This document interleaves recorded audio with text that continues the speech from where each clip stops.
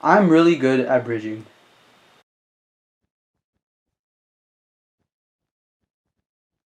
But I'm better at making an Arduino robot. So that's why I built this robot to speed bridge for me. Typically people hold S and D when they speed bridge backwards, but this robot holds S, because it's easier. The way this robot works is I click this back button and it speed bridges 5 blocks backwards. You can change how many blocks it speed bridges and the speed of its speed bridging in the code, which is something I'll do. I'll show you guys how to do that as well.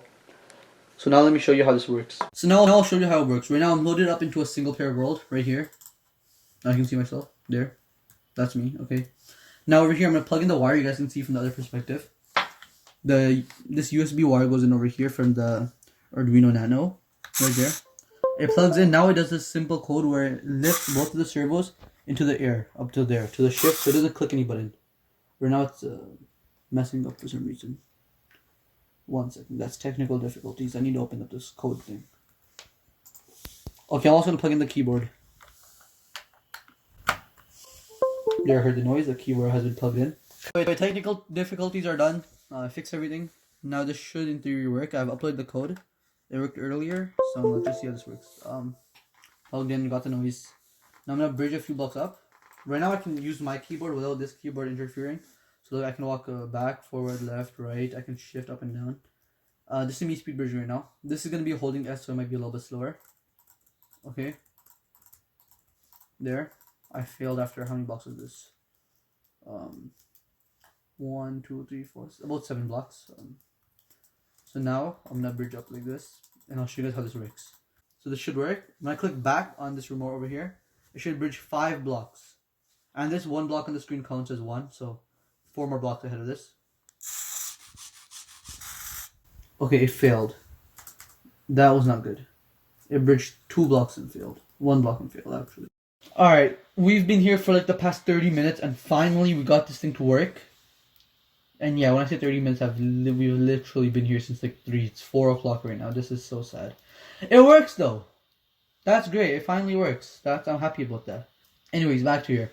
What I have this little setup there is that command block. It TPs you over there to the blue lapis block. Pay close attention to the shift key where the servo motor is. 10 blocks. This is just literally 10 blocks. Actually, I think it's 9. I don't know. I don't care. It works. Alright, let's try again. Alright, last test. And after this, I'll show you guys how this thing works from the inside so you guys can, I don't know, build this at home. I don't think you'd build it at home, but like, you know, it's worth a try. There. Look at the shift key. The servo motor clicks it. So before I open this whole thing up and waste all my effort, I want to show you guys how this studio area looks. There's 3 wires plugged in over here. There's 1 wire from the mouse. There's a mic wire which was plugged in previously. It's not plugged in anymore. And this keyboard. The charge is going back there. This is an absolute mess. And I've been here for like the past 30 minutes. You guys better subscribe. Alright, now I'll show you guys how to open this. So now I'm going to open this whole thing up and waste like the past month of my effort working on this. Before I do this, let me just explain to you what these things are on there. This is the control, the IR control. This is the IR receiver. Now, you might have realized I've been clicking this button like a lot in the middle and it didn't work. That's because this thing has to have like a really close connection to this. If it's like back here, it probably won't work, right? It's not the same thing with RC controls. RC controls work differently, which is why they're more used, not IR controls. But, you know, that's a whole other topic. Here is a breadboard. I was thinking of adding a buzzer over here, but I didn't do that because I didn't want to. I could have done it, but I didn't. Alright. This is the Arduino Nano. It's on an IO expansion shield, which is pretty much the Uno, but better because all the IO pins are exposed over here. All the GNDs and 5Vs are already connected, so it's like basically a servo connector shield, if you want to call it that. The 3D printed parts, this is a recycled piece from one of our previous projects that didn't work out at all. I'll flip this over after I take this off and show you guys how I messed up the print. This is a red L-shaped piece. There's actually another piece going under it. You know what? Let me just open it at this point. Oh my god, how is this going to happen? How it's going to work out? I don't want to break these things. I have to show this to you right now.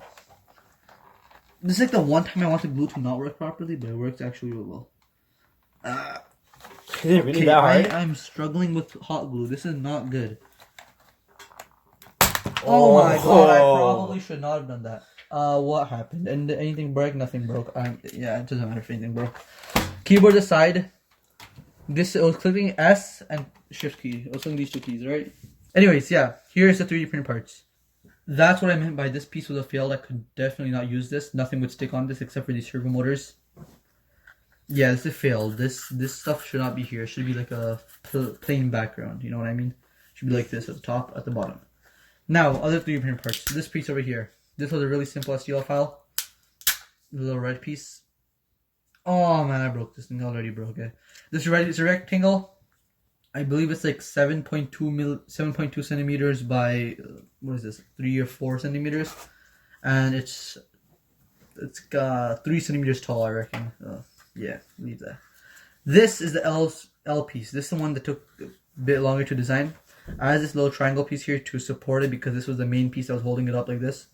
This piece was doing pretty much nothing. These are some older parts. I actually have to break a STL file to get these parts out. Which, you know, it's fine. Doesn't matter. It's all recyclable parts.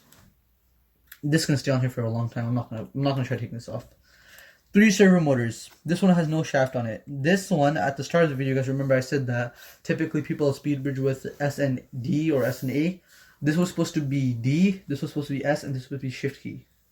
This didn't work out well because coding a whole nother key would take a long time. You guys saw this one, I troubleshooted it. It took like 30 minutes to fix. Yeah, I was definitely not going to do that with another one. Anyways, yeah, that's it. These 3 servos. This one is connected onto digital pin number 2. This one's on 4, and this one's on 3. The IR remote, where did it go? Oh crap, I hope this thing didn't break. Oh my god, this is not good. Yeah, this one is connected onto digital pin number 5. Right there. And yeah, that's it. That's literally it. It shouldn't have taken this long, but, you know, it is what it is. Yeah, that's about it. That's the end of the video.